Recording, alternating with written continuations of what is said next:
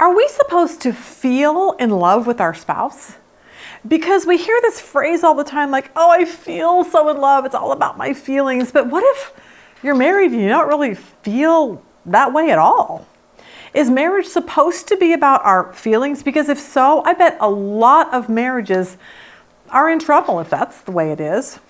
Today, Dr. Sean McDowell is going to answer this question for us. What if I don't feel like I love my spouse? Am I supposed to actually feel something? Watch this.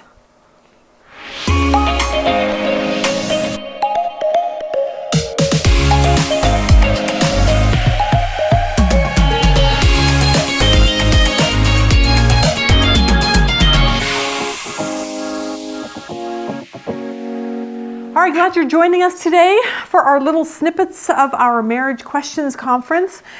Today our question comes from someone that Dr. Sean McDowell is going to answer for us. We actually did a conference. We brought in 3 different speakers, Sean McDowell, Alan Parr, and Mike Winger. And they answered over 80 really difficult questions for us. And so the question that we gave to Sean to answer was this: what if I don't feel like I love my spouse? Like, am I supposed to actually feel something? Because we see it all the time in movies or on TV shows, or maybe we have friends that are constantly telling us how, oh my gosh, in love they feel with their spouse. But I bet a lot of you don't feel that way. And when you don't, you're really confused. So what do you do with that? What does that mean? Sean McDowell will answer that for us. Watch this. I don't always feel like I love my spouse. Should I always feel like I'm in love? I think we talked about it. I can't remember now, but maybe you can just answer that. No, you shouldn't always feel like you're in love with your spouse. Now, why would I say that? Because the idea that love is a feeling, we've talked about this, is a notebook, Hallmark, Disney idea that's infiltrated the scriptures. But I actually wonder if sometimes not having certain feelings helps us dig deeper and find out what's wrong and then commit to loving somebody better. I wonder if God allows us to go through and have certain feelings at a time as kind of doing a gut check, that if I always, every moment felt like I loved my wife, would I be as committed to working on this relationship?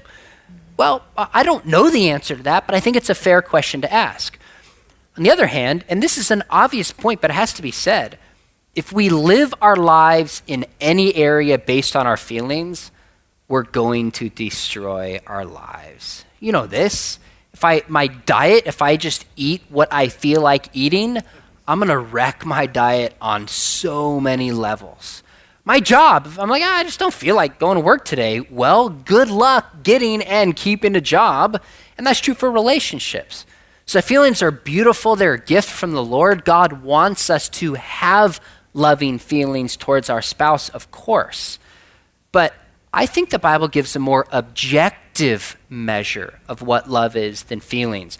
So when I was thinking about this question, I thought, you know what, let's go to some of the passages that talk about what love is. And we'll do 2 very briefly. Ephesians 5 we've talked about, where it says, husbands, love your wives as Christ loves the church. And it says, love your wives as you love your own bodies. How do you love your own body? You nurture and cherish it, which is best, I think, translated or understood as protect and provide. So we naturally protect our bodies from harm, and we naturally act in a way to provide for our own good. We don't have to be taught this instinct, at least. We have to be taught as how to apply this instinct to others. In Ephesians 5, husbands love their wives. It doesn't mention a feeling. So you could be loving your wife in principle without having those feelings. Or you could actually have feelings like, oh, I really feel like I love my wife or my husband, but not acting in a way consistent with those feelings. So in philosophical language, having feelings of love is neither necessary nor sufficient for truly loving that person. Another example, I was reading through 1 Corinthians 13, and it talks about what love is, right? Classic passage every wedding in the history of the world has had.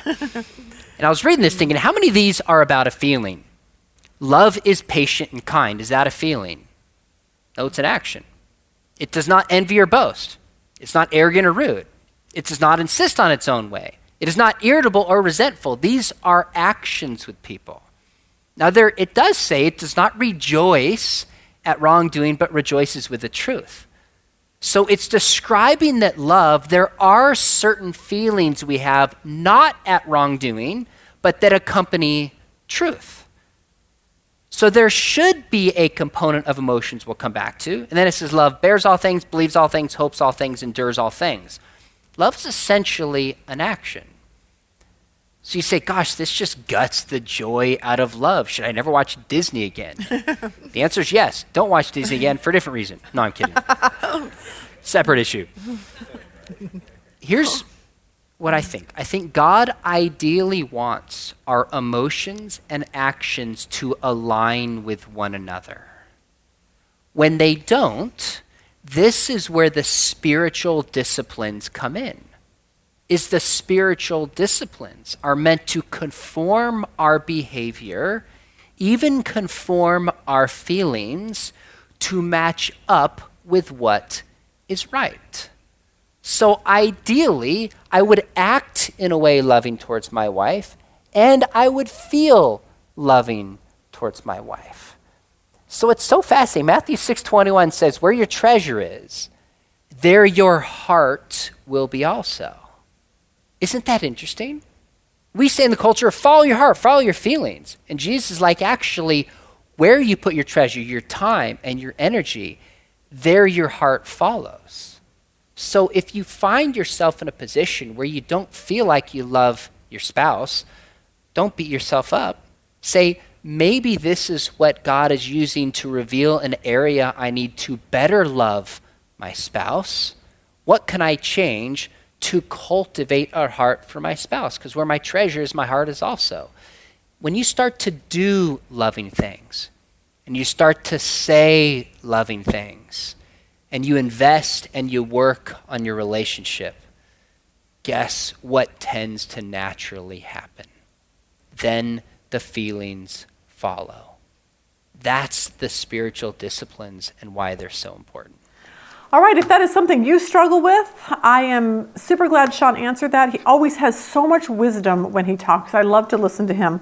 He did such a great job. If you want to watch his other 8 questions that he answered in this particular session, I'll put the link below. You can watch the entire Marriage Questions Conference at womensbiblestudy.com. Hope that helped you. Have a really good day.